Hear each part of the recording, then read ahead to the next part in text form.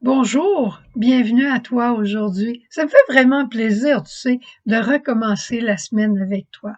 C'est toujours un élan que, à travers la parole, on se donne mutuellement pour reprendre le boulot après le dimanche.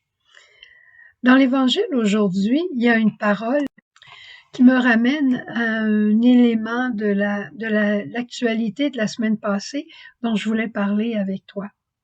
Alors, je trouve que c'est vraiment à propos. Et dans la scène de l'Évangile, on retrouve un homme dont l'enfant est malade et qui vient dire à Jésus, si tu peux faire quelque chose, fais quelque chose, je t'en supplie pour mon fils. Puis là, Jésus le regarde puis il dit, mais pourquoi tu dis si je peux faire quelque chose? Voyons donc, si tu as confiance, tout est possible pour celui qui a confiance, pour celui qui croit.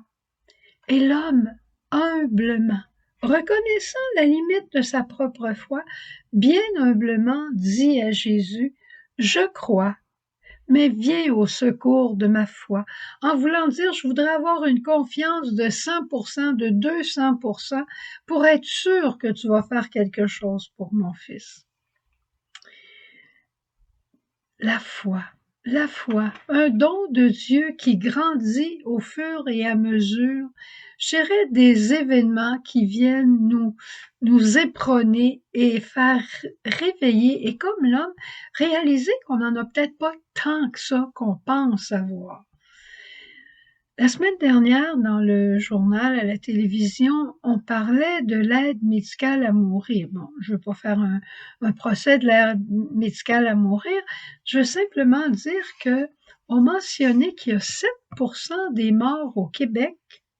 C'est l'endroit où il y en a plus dans le monde de personnes qui sont décédées par l'aide médicale à mourir, en comparaison avec 3 ou 5% du côté de la Belgique et des Pays-Bas, eux qui ont été les premiers à commencer.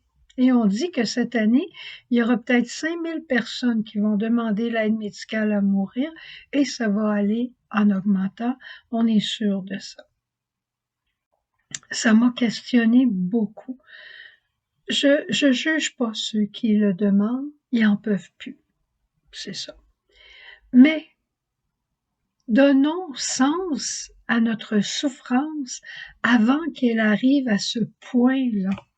Tu sais comme moi, Jésus est mort en croix pour nous sauver.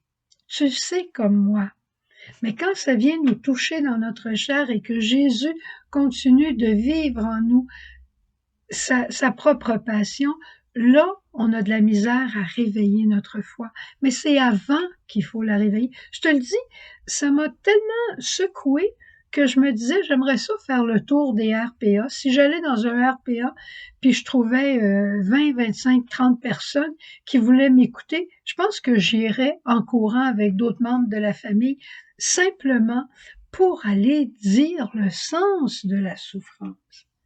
Le sens de la souffrance qui nous unit avec le Christ et qui nous rend féconds pour nos frères. Le besoin de l'amour agapé. On ne peut pas souffrir seul. Peut-être que tu souffres pas présentement, tu connais quelqu'un qui souffre. Cette personne-là a besoin de toi. Elle a besoin de ton amour qui la guérit. Elle a besoin de ta foi qui vient au secours de sa faiblesse et qui demande à Dieu ce dont elle a besoin. C'est pas toujours la guérison dont la personne a le plus besoin. Moi, j'ai écrit sur le mur à l'infirmerie, puis je l'avais dans ma chambre depuis des années, depuis 40 ans, le don de force dans la maladie est plus grand que la santé. Mais ce don de force, il faut le demander pour les autres. Puis présentement, la communauté, le Seigneur, à travers beaucoup de maladies, nous donne de voir des choses extraordinaires qui me surprennent et qui me renversent. C'est comme si le Seigneur venait me dire, Suzanne, réveille ta foi.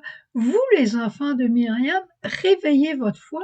Message lumière, réveille ta foi. Il faut la réveiller, notre foi, pour que d'autres croient. En tout cas, je te le redis pour le vrai. Si vous êtes dans un RPA, puis qu'il y a des personnes qui aimeraient entendre parler du sens de la souffrance, on verra ce qu'on peut faire. Et parlant de foi, on entre mercredi, le 22, Aujourd'hui, c'est lundi gras, demain, mardi gras. On entre en carême. Eh bien, j'ai préparé quelque chose pour toi. Je te l'avais dit, je vais te l'envoyer demain, mardi. Mais entrons dans le carême, préparons-nous. Tu te souviens l'année passée, notre chant de carême, joie, joie, joie, joie. Ben, entrons dans le carême avec cet amour, avec cette joie.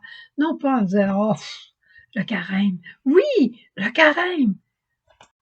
On le verra davantage, mais demandons au Seigneur de formater, tu sais ce que ça veut dire, vu que tu travailles à l'ordinateur, de formater notre esprit pour que le carême nous apparaisse de plus en plus comme un temps de bénédiction, de grâce, de grands moments spirituels dans notre vie, voire des moments de saut mystique. C'est l'esprit qui le fait. Alors je te dis au revoir, je te dis, rappelle-toi, notre foi, elle a besoin de grandir parce que d'autres ont besoin de notre foi. Au revoir, à demain.